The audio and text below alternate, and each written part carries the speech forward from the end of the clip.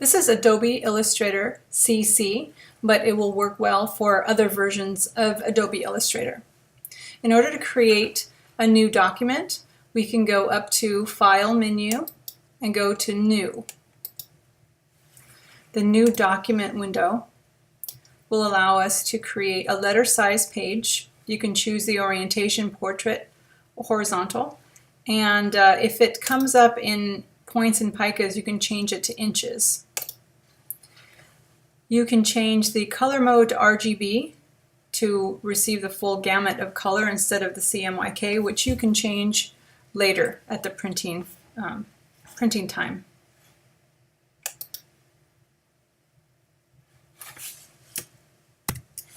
Now we have an 8.5 by 11 page, and this is what we're going to review. We can turn on the rulers, view and hide the rulers with Ctrl R. Ctrl R turns on the rulers here and here. Before we zoom in with Ctrl plus and Ctrl minus, we will, Ctrl minus will zoom out.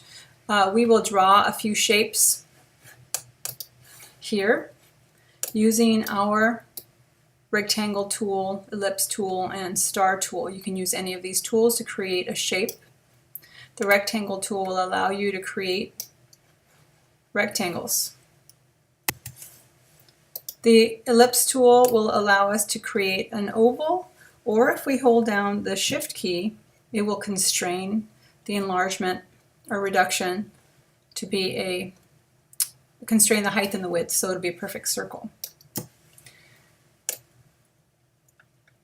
The star tool, you can have any size star and you can rotate it to position it anywhere. So there's a couple of shapes for you. Now we'll review the foreground fill color and the stroke color. In Illustrator, we have the swatches palette, which gives us pre-made swatches that we can apply to the shapes in the color of choice. We then use the selection tool, which is the black tool. It will allow us to select a tool and fill it with color. We can select the next tool and fill it with any color we'd like. The direct selection tool is very specifically for selecting one anchor point and dragging it to change the shape. So I recommend you only use this white arrow direct selection tool if you would really like to change the shape with the anchor points. If not, you can use Ctrl Z to undo. And so we have here Ctrl Z to undo. Now we'll try the Ctrl plus to zoom in and Ctrl minus to zoom out. The Ctrl plus will allow you to zoom in, small steps at a time, and Ctrl minus, zoom out. And Ctrl 0 will allow you to fit this within the window. Okay, all of these are under the View menu. So here's zoom in is Ctrl plus, zoom out is Ctrl minus, and the actual size is Control or Command 1, and there are several other options here. Now we will apply a stroke color. I'll move this closer, and a stroke weight. I'm going to change it, my tools to the selection tool. I don't want to use the direct selection tool because I'm not going to change the shape of this. Now if I wanted to make maybe what looked like a kite or some other shape here, I could do something like that. But again, that's using the direct selection tool. The selection tool will allow me to move objects without changing their shape. So you can see you can drag them around. Okay, so now we'll add the stroke by clicking on the stroke here. And adding a different weight to that stroke would be here with this stroke palette panel. If you would like, if this stroke panel is not visible, you can find all of the panels under View, or Window actually. All the panels here are alphabetical. Layers is open. Anything that's open has a check mark at the moment. So the stroke panel is already visible. Okay. So here I'm going to make the stroke, this outer stroke, which is currently assigned black, going to make it 5-point stroke. If I click on this one, I could make it a very wide stroke and make it. And this one I can change its color, its outer stroke, as long as I have this stroke in the foreground. And we can make that color there. The space bar will allow me to use the hand tool to move around the document. So we can see here, if I change it to the space bar, I have the hand tool and I can move the document. If I happen to use Command plus to zoom in, then I can move the document around. If I hold the space bar, it turns into the hand, and I can click, hold, and drag. I'm going to hit Command 0 to fit in the window again. And now I'm going to use the holding the Shift key while dragging an object will constrain the movement and placement of the object. It will also constrain the height and the width ratio while I'm enlarging or reducing an object. So let's do that.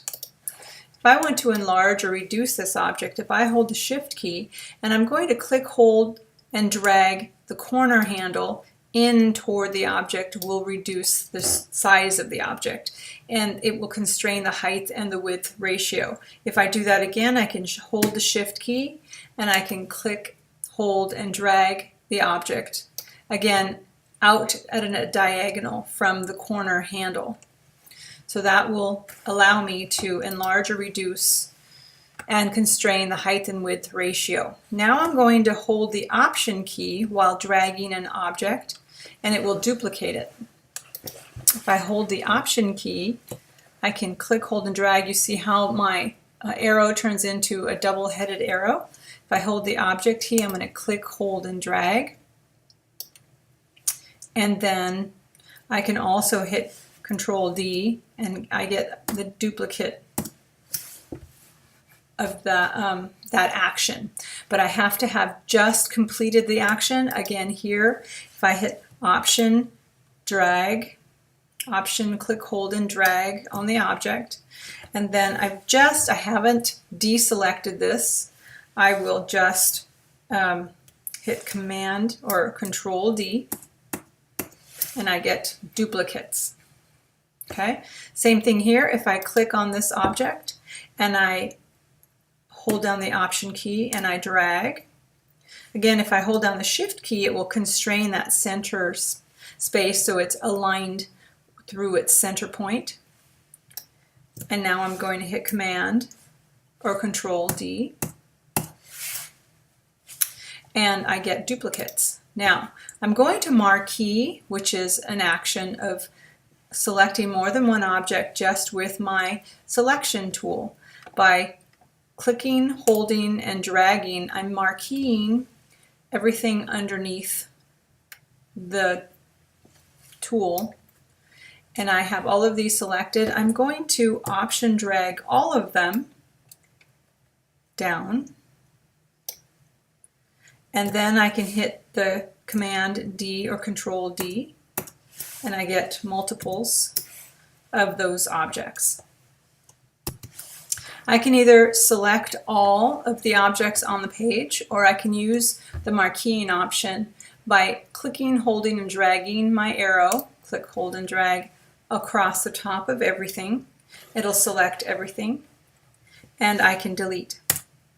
Now I'm going to make a straight line using the line segment tool. If I click, hold, and drag, I can shift, drag, and make a straight line. It's currently set to a weight of 12 points, so I can reduce that to something more common, like 1 or 2 points. I'll zoom in, Command plus, and I will then duplicate, Option drag, and I'm holding the Shift key so the alignment stays centered. Option, and I can either Option drag again, or I can hit Command D. I can also change that line into another pattern. Let's have a look. If I go to this stroke panel, the weight is still 2 points, and I can go to this drop-down menu for the stroke panel and click on Show Options, which gives me the dashed line option. If I click on the dashed line, currently it says 12 points. I can change it to 2 points. I can change it to 3 points, 5, to see something. Depends on what you want it to look like. If we zoom in, you can see what that looks like. Now that dashed line, I can also, again, Option drag using my Shift key to center and align the left position of that line.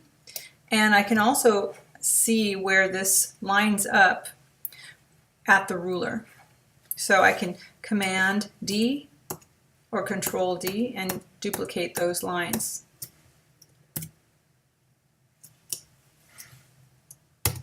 Okay, this video reviewed some of the basic. Ctrl N will give you a new document. Ctrl R for the rulers. Ctrl 0 fit in window. Ctrl plus to zoom in. Ctrl minus to zoom out. And Ctrl Q will quit a program. So let's have a look here. We can file, save the document, change the name here to dotted, no spaces, lines, and the AI stands for this Adobe Illustrator program. You can put it directly into your documents or into a folder where you'd like to save it. The format is Adobe Illustrator. You can also change that to a PDF, which you can still edit, but I highly recommend you leave it in Illustrator until you decide that you are going to transport it, which is what the PDF is for. And then you can click on Save. You get some default settings here, which if you want to create a PDF compatible file, that's fine. You can deselect that if you don't want anyone, if this is not supposed to be a PDF, you can deselect that. And the PDF would allow you to, it optimizes it and reduces the size. But for the native Adobe Illustrator document, which you're just going to open it up and work on it and print from it, you can leave it without selecting Create PDF Compatible File. Click OK. So now you can see it's dottedlines.ai, and that you would allow you to open this up, make changes, and print it anytime. We also reviewed holding the Shift key while dragging an object to constrain the movement or placement of the object, or horizontally, that's to horizontally or vertically. You can also constrain the height and the width ratio while enlarging or reducing an object. So that way it stays the same ratio, height and width. You can also hold the Option key while dragging an object, and that will duplicate it. That concludes this quick tutorial.